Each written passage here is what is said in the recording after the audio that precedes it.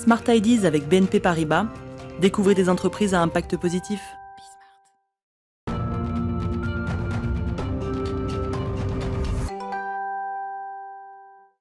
Smart Ideas, une start-up à l'honneur. La bonne idée du jour est signée Tiffaine Guéroux. Bonjour, vous êtes la cofondatrice de Couvee avec Johanna Morel. Quand et pourquoi surtout, pourquoi l'avez-vous créée ?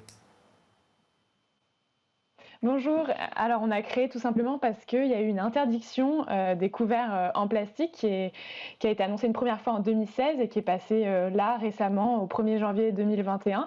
Et donc on avait envie de proposer une alternative au plastique qui est interdit. On a tout de suite remarqué que les alternatives type bois ou bioplastique étaient assez partielles.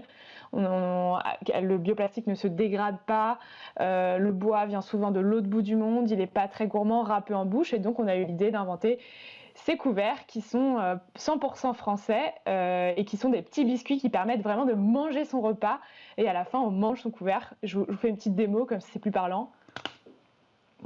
Et ça disparaît complètement. Alors, on ne vous a pas vu croquer parce qu'au moment où vous croquiez, on mettait une image de démonstration qu'on a trouvée sur votre site. Mais c'est pas grave, on a vu que ça marchait.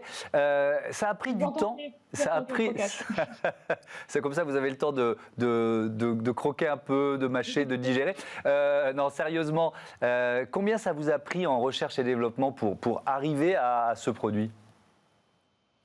Alors, ça nous a pris un peu plus d'1 an et demi. En fait, on n'y pense pas. Il y a beaucoup de technologie dans ces produits parce qu'il fallait évidemment qu'ils soient résistants, qu'ils puissent tenir toute la durée du repas sans être trop casse-dents parce que sinon c'est un peu difficile à manger. On a vraiment voulu que ce ne soit pas une solution gadget mais une vraie solution pour les professionnels de la restauration. On a dû donc partir dans de la recherche et développement sur le procédé de fabrication, inventer des machines spécifiques qui permettent de créer cette résistance sans ajouter des choses bizarroïdes dedans, type texturant, etc. pour créer de la résistance, mais à l'inverse, avoir une recette et une composition tout à fait clean, mais un procédé de fabrication qui va permettre d'avoir cette résistance et de créer cette résistance pour les couverts. Alors justement, quelles sont vos matières premières pour arriver à ces couverts à croquer ? Alors c'est tout simple, c'est de la farine de blé. On est les leaders en France sur les biscuits, sur tout ce qui est pain, etc. Donc on est parti un petit peu de ça. Donc on a fait un produit très peu clivant qui est vraiment à base de farine de blé, huile de colza et sel, farine de blé bio, je précise. Et ensuite après on a des déclinaisons comme vous pouvez voir par exemple ici aux herbes de Provence, à l'amande pour tout ce qui est dessert. Voilà, donc on a des déclinaisons un peu sympas qui permettent aux professionnels de rajouter encore un petit peu de peps dans leur formule. Ça veut dire, depuis l'interdiction des couverts en plastique à usage unique, on imagine ce marché gigantesque qui est en train de s'ouvrir. Vous l'avez évalué ? Alors, il est difficile à évaluer puisque nous, on réinvente un petit peu la solution couvert, puisqu'on n'est pas seulement on commercialise pas seulement des couverts, mais aussi des biscuits, puisque c'est vraiment notre entreprise, elle va fabrique vraiment, on est une biscuiterie en fait finalement pour proposer cette solution-là. Mais par contre, on a quelques chiffres sur effectivement la quantité par exemple de plastique qui se retrouve dans les océans, la quantité de gobelets qui sont consommés à l'échelle européenne chaque année et ça se compte en milliards. Donc il y a des milliards et des milliards d'unités qui sont consommées chaque année en Europe et en France. C'est vraiment un objet du quotidien en fait. Et la difficulté, vous l'avez dit, c'était de faire un couvert qui ne soit pas trop casse-dents. Alors comment vous y êtes arrivé à ça ? Alors oui, donc le couvert, il résiste vraiment pas mal. On peut le laisser jusqu'à 8 minutes dans de l'eau, entre 6 et 8 minutes en fonction de la température de l'eau. Mais en gros, entre 60 et 70 degrés, ça va résister jusqu'à entre 6 et 8 minutes. En fait, vous avez une texture un peu comme une biscotte type que vous avez le matin. Donc il y a ce côté un petit peu comme de la croûte de pain. Donc en fait, ça se mange bien, mais c'est sûr qu'on n'est pas sur une texture aérée type madeleine.